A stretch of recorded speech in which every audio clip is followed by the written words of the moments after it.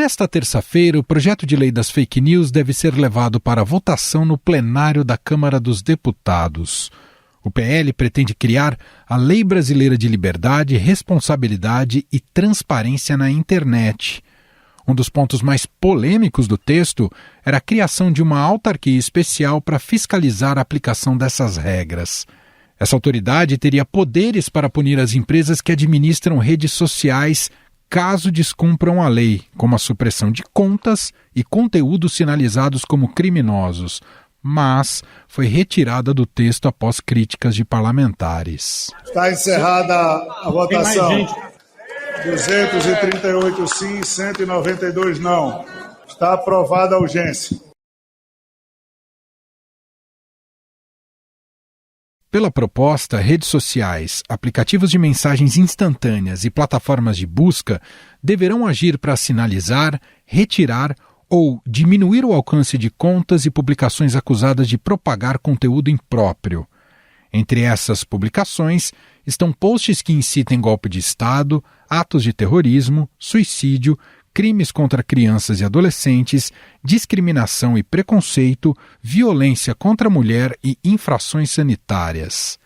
Essas empresas poderão ser multadas caso não cumpram decisão judicial de retirada desses conteúdos e ser responsabilizadas na justiça por danos causados por conteúdos distribuídos. À tarde, o relator do projeto, o deputado Orlando Silva, disse que tinha concluído o relatório, mas restava um tema: qual instituição fiscalizaria o cumprimento da lei?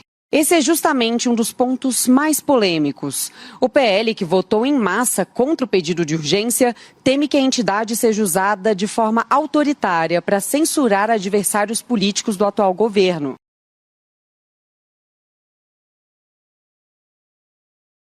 O texto prevê também que quem divulgar ou promover desinformação seja punido com até 3 anos de prisão. A proposta trata ainda de regras para publicidade nessas plataformas e remuneração para as empresas de mídia pelo conteúdo jornalístico usado nas redes sociais. A questão de multa para plataformas em caso de descumprimento de decisão, isso é muito simples de entender. Teve decisão judicial, não cumpriu, toma multa que pode chegar tem até uma agora, né? Já começou, já na prática está rolando. A Justiça Federal acabou de multar o Telegram. Suspendeu o Telegram. Né? Suspendeu o Telegram. O texto garante também a imunidade parlamentar nas plataformas, mas traz regras que proíbem as contas oficiais, como a do presidente, de bloquear o acesso de usuários. O jornalista William De Luca, do Portal 247, entrou com uma ação no STF para suspender o bloqueio que recebeu de Jair Bolsonaro no Twitter. De Luca está impedido de acessar informações na conta do presidente, que, como a gente sabe, utiliza a rede para anunciar medidas do governo e emitir opiniões.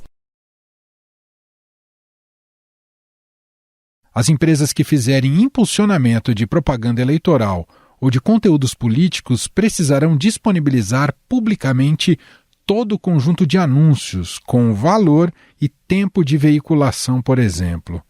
Ainda nesse cenário, os aplicativos de mensagens devem limitar a distribuição massiva de conteúdos e mídias. É mais uma medida que está no PL das fake news para limitar a distribuição massiva de conteúdo. Plataformas hoje como o WhatsApp, por exemplo, têm mecanismos nesse sentido, mas o PL quer tentar endurecer ainda mais essas medidas, para você ter alguma restrição ali de mensagens em massa e enfim. O projeto de lei prevê que a legislação proposta não será aplicada a empresas cujas atividades sejam comércio eletrônico, realização de reuniões fechadas por vídeo ou voz, enciclopédias online sem fins lucrativos, repositórios científicos e educativos e plataformas de desenvolvimento e compartilhamento de software de código aberto. Além disso, as plataformas devem criar mecanismos para impedir o uso de serviços por crianças e adolescentes, quando o serviço não for direcionado para essa faixa etária. Ao contrário do governo, a oposição é contra votar o projeto de lei das fake news agora e pede um adiamento dessa discussão. Esse PL 2630 está criando uma superpoderosa entidade que vai dizer o que pode e o que não pode ser publicado nas redes sociais e, mais do que isso, terá o poder de suspender o funcionamento de uma rede social. parlamentares e políticos aliados a Jair Bolsonaro passaram a se referir ao texto como PL da censura, como uma forma de defender que a proposta cercearia a liberdade dos usuários nas redes sociais. Isso daqui é algo assim tão absurdo que a gente está vendo hoje, porque esse PL, né, o da censura, ele estabelece em seu artigo uma entidade de supervisão, que é composta por integrantes do Executivo. O Executivo hoje é do presidente Lula. Então nós teremos uma entidade feita por integrantes do governo Lula para poder supervisionar, fiscalizar tudo aquilo que você posta.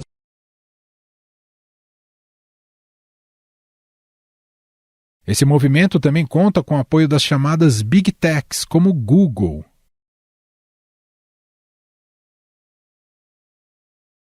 As empresas do setor afirmaram que esforços de regulação de tecnologia são bem-vindos e alegaram querer ser parte da construção de uma legislação que responda de uma maneira eficiente e equilibrada a desafios públicos. O PL das fake news também recebe críticas das Big Techs.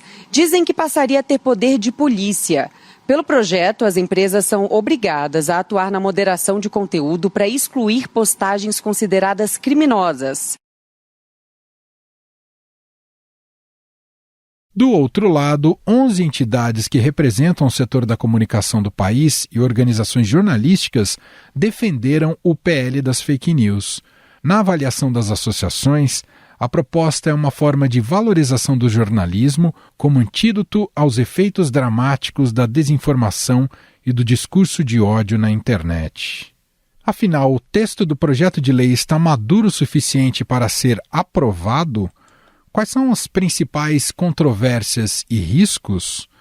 Sobre o assunto, vamos conversar com o professor da Universidade do Estado do Rio de Janeiro e diretor do Instituto de Tecnologia e Sociedade, Carlos Afonso Souza. Olá, professor, tudo bem? Seja muito bem-vindo. Obrigado, é um prazer estar aqui e poder conversar com vocês.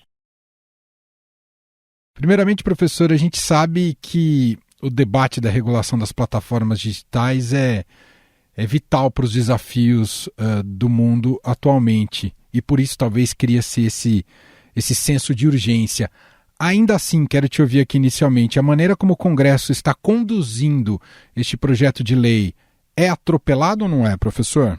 Olha, de certa maneira é quase paradoxal, porque esse é um projeto de lei que vem de 2020. Então, nós temos 3 anos de discussão na Casa Legislativa sobre esse projeto. Mas, ao mesmo tempo, isso, bom dizer, foram feitas várias audiências públicas, foram feitas consultas com relação a esse tema, mas o texto que vai à votação é um texto que traz muitas partes que são novas. E esse é que é um ponto de atenção. Nós estamos falando de um texto que, na última semana, recebeu um influxo de redação que veio de uma proposta do governo federal. Nós vimos que apareceu também uma proposta do Tribunal Superior Eleitoral. Então, existem várias propostas de texto que vão sendo incorporadas e, finalmente, o texto final que é oferecido, ele traz aproximadamente 40% de um texto que 15 dias atrás não existia. Então, é bom colocar esse tema para que a gente possa entender que o assunto vem sendo debatido no Congresso Nacional há 3 anos. É verdade. Mas o texto que vai à votação traz uma série de componentes novos que não passaram por essas consultas públicas, por essas audiências e que vão ser debatidos no plenário da Câmara. E dentro desse lote novo, professor, o que é mais controverso na sua visão? Me parece que a figura da entidade autônoma de supervisão que aparentemente caiu na versão final, acabou sendo o tema que concentrou uma parte importante ali das atenções. A preocupação aqui era que se tivesse um órgão do Poder Executivo que entrasse efetivamente no conteúdo do que é postado na internet. De certa maneira, esse perigo foi afastado, mas ainda existem dúvidas sobre esse tema, até porque o projeto traz uma figura que também é nova, que também não passou por debate, de um chamado protocolo de segurança, que uma vez ativado faz com que exista um certo controle por parte do governo sobre a maneira pela qual conteúdos são distribuídos nas plataformas digitais. Então, se por um lado não existe mais uma entidade de supervisão vinculada ao Poder Executivo, existe no projeto circunstâncias que poderiam levar excepcionalmente a esse efeito, no chamado protocolo de segurança, na verificação de um risco iminente de danos causados por determinadas plataformas, e, ao mesmo tempo, me parece que dentro desse pacote de novidades também vem ali a discussão sobre um regime de responsabilidade das plataformas, que se tornaria diferente do que hoje existe por aquilo que é publicado através do que se chama no projeto de publicidade na plataforma. Então, as plataformas passariam a responder pelos anúncios, pelo conteúdo pago que elas divulgam nos seus ambientes. Então, essas são algumas novidades que apareceram mais recentemente.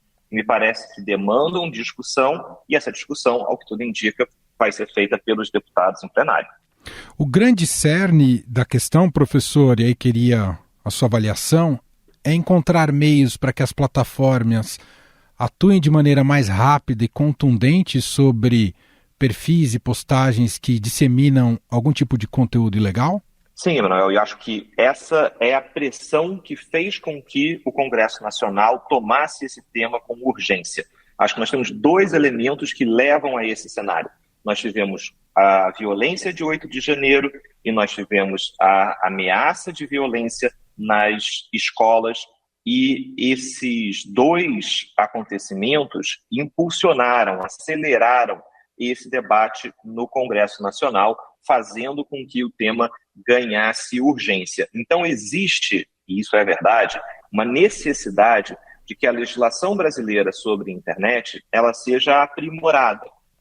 Vale dizer, a internet no Brasil não é uma terra sem leis. O Brasil aprovou em 2014 o Marco Civil da Internet, que trata de temas como liberdade de expressão, neutralidade da rede, proteção de dados, mas o Marco Civil chega a 9 anos de vida e se percebe que em determinadas situações, como funcionam as redes sociais, debates sobre moderação de conteúdo, são temas que o Marco Civil não avança.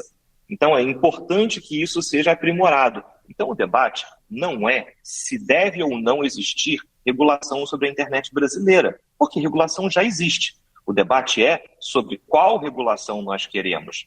Professor, as plataformas têm condições de atuar preventivamente, professor? Preventivamente é sempre complicado, porque a gente está pensando aqui no mundo ideal em que nenhum conteúdo ilícito subiria para uma plataforma, e é claro que isso é uma utopia, até porque nós vamos ter divergências sobre o que é um conteúdo ilícito. Por isso, me parece que é importante que a regulação olhe muito mais para o processo, para a maneira pela qual a moderação de conteúdo ocorre, do que um olhar para o conteúdo em si. Me parece um equívoco que essa regulação olhe especificamente para o conteúdo. E aí posso dar um exemplo. Fala-se na moderação que deve ser feita de maneira destacada, com relação a atos antidemocráticos ou atos terroristas. Existe experiência ao redor do mundo sobre como esses conceitos são subjetivos, eles não são claramente ilícitos e eles vão gerar discussões. Então, é importante que a legislação crie os incentivos para que a plataforma atue, mas quem vai dizer, em última instância, que aquele conteúdo é um conteúdo terrorista, é um conteúdo ilícito, precisa ser o Poder Judiciário, para que a gente não fique numa situação em que o Poder Executivo se torna o chanceler, o garantidor de aquele conteúdo ser verdadeiro ou ser falso, ser legal ou ilegal. Essa é uma competência do Poder Judiciário. Isso não quer dizer que a gente precisa esperar o Judiciário para um conteúdo sair do ar na internet. É importante que as plataformas sejam ágeis, e sejam ágeis de maneira transparente, e que a gente possa cobrá-las por essa agilidade. A gente tem visto como tanto nos bastidores e também como no debate público, a força que essas big techs têm. Isso tem justamente relação com o nível de controle que elas passaram a ter, né, com a quantidade que elas atingem. É quase como elas fossem um Estado, evidentemente que não são, né? Por isso estamos discutindo essa lei aqui.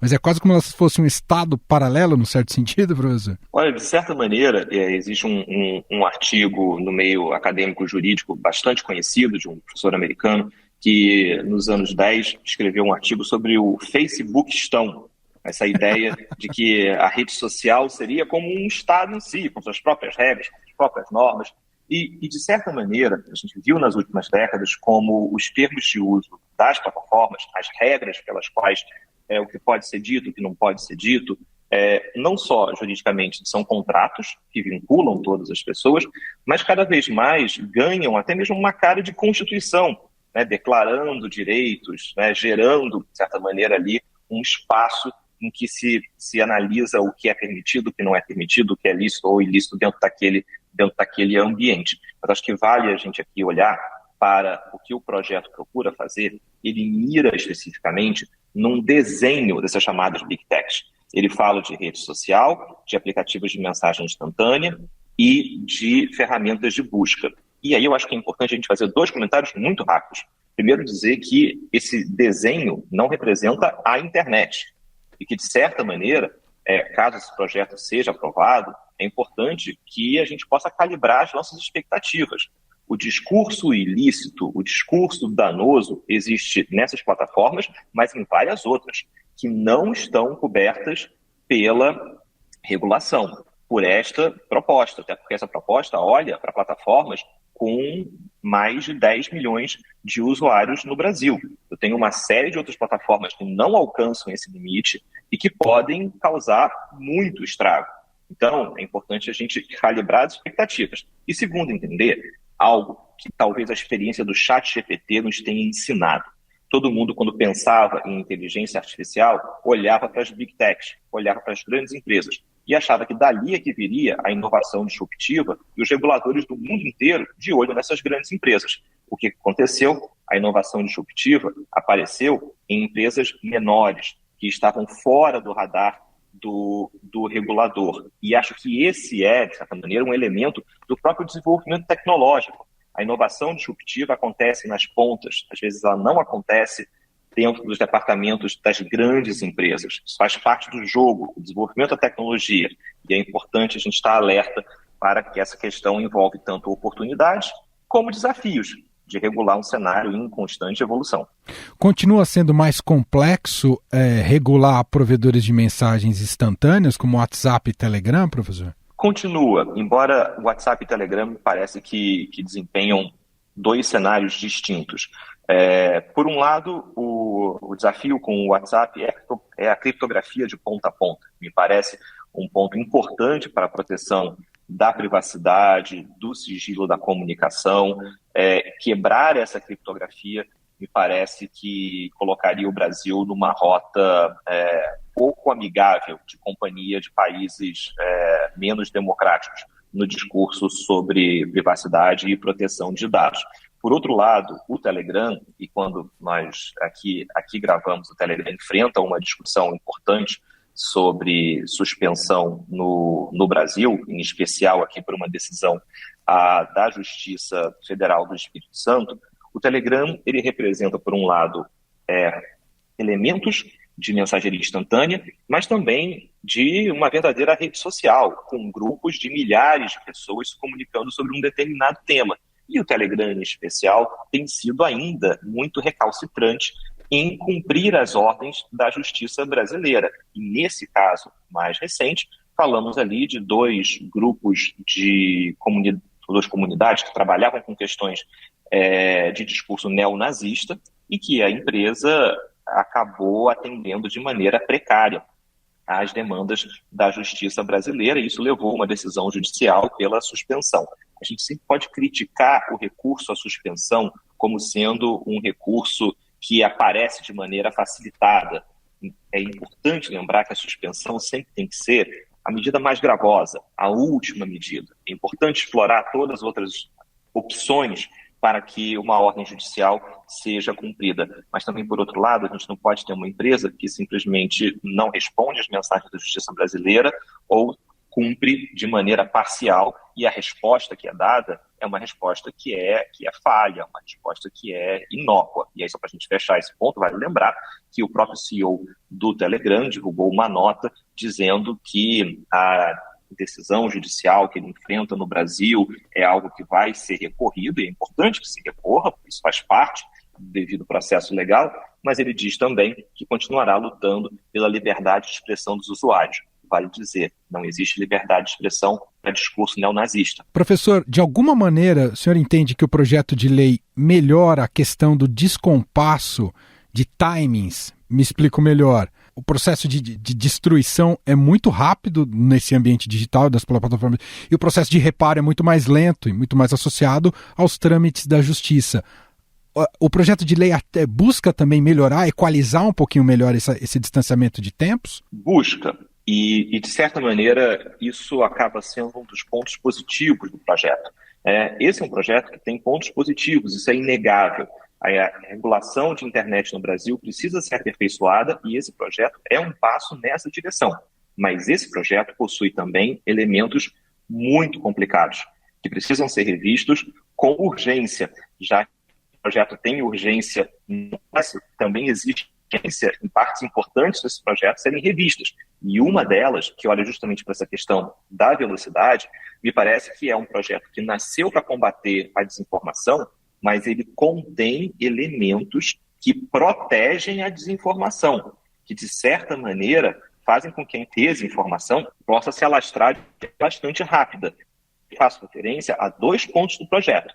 O primeiro deles é a garantia de uma imunidade parlamentar para os políticos nas redes sociais. Esse é um problema, que se por um lado você quer aceitar as práticas de moderação de conteúdo, por outro, os políticos, se o projeto for aprovado dessa forma, se tornam superusuários das redes sociais, em que a imunidade parlamentar certamente vai fazer que as redes sociais tenham maior receio de tocar no conteúdo publicado por políticos nas redes. E a gente sabe que contas de políticos, infelizmente, fazem parte de campanhas de desinformação também. Até pelo número de seguidores, pelo alcance que possuem nas redes, essas são contas que podem acabar sendo instrumentais para campanhas de desinformação. E o segundo elemento que existe no projeto é o debate sobre a remuneração de conteúdos jornalísticos postados em redes sociais. Esse é um debate muito importante, é um debate que existe pelo mundo afora, mas ao mesmo tempo é preciso tomar cuidado, porque sabemos que existem vários instrumentos de espalhamento de desinformação que se fazem passar por veículos jornalísticos, que usam os elementos que são característicos da divulgação de uma notícia e, no final das contas, de notícia não tem nada. Tem a invenção de um fato, tem um boato que é ali costurado para parecer uma notícia de um veículo jornalístico, e me preocupa que esses veículos possam começar a receber recursos por conta desse projeto, por conta dessa iniciativa que me parece importante de ser debatida, de ser analisada, sobre a questão da remuneração de conteúdos jornalísticos. Então, esses 2 elementos, voltando aqui à sua pergunta, me preocupam, porque se por um lado o projeto confere agilidade à questão da moderação de conteúdo, impulsiona as plataformas numa direção que me parece correta, por outro lado, ele contém elementos que me parecem preocupantes e que vão fazer com que conteúdos que a gente não quer que estejam nas redes sejam protegidos. E aí é paradoxal você ter um projeto que nasceu para combater a desinformação, acabar, em última instância, protegendo o espalhamento de desinformação. Para a gente fechar, professor, tem exemplos bem-sucedidos fora do Brasil de regulação, ou está todo mundo nesse momento debruçados em como realizar isso da melhor maneira? Me parece que o mundo todo hoje olha para essa questão. Um exemplo que aparece muito na própria justificativa dessa proposta do Congresso brasileiro é a experiência europeia, com a chamada Lei dos Serviços Digitais. Ela é uma lei importante que traz uma série de obrigações com relação à transparência por parte das plataformas, mas eu acho que é importante dizer, a lei brasileira, ela pega partes da lei europeia, mas oferece outras soluções. Por exemplo, A lei que é discutida hoje no Congresso muda o regime de responsabilidade das plataformas. A lei olha muito mais para questões de transparência, de relatórios, de como as empresas prestam contas sobre o seu funcionamento. Por outro lado, também existe a experiência na Inglaterra, que olha para os danos causados na internet e como combatê-los, é uma outra experiência que acaba sempre aparecendo no radar. E vale dizer, também existe a experiência americana. Existem, inclusive, 2 ações que estão sendo debatidas na Suprema Corte dos Estados Unidos, que olham para esse tema, além de esforços no Congresso americano para trabalhar justamente com a questão da chamada transparência algorítmica. Então, esses são alguns exemplos que mostram como existe um repensar hoje no mundo sobre o papel desempenhado pelas plataformas digitais e como é que a legislação pode, de certa maneira, tornar a atuação dessas empresas mais transparente, de certa maneira mais controlada dentro de padrões regulatórios que possam ser confiáveis, conhecidos, e acho que esse é o debate no qual o Brasil se insere. Muito bem, excelente. Nós ouvimos por aqui Carlos Afonso, professor da Universidade do Estado do Rio de Janeiro, diretor do Instituto de Tecnologia e Sociedade. Professor, muito obrigado pela conversa, pela análise e até uma próxima. Obrigado, foi um prazer. Até a próxima. E este foi o Estadão Notícias de hoje, terça-feira, 2 de maio de 2023. A apresentação foi minha, Emanuel Bonfim. Na produção, edição e roteiro, Gustavo Lopes, Jefferson Perleberg e Laura Kapelunischki. A montagem é de Moacir Biasi. O nosso e-mail, podcast@estadão.com. Um abraço para você e até mais.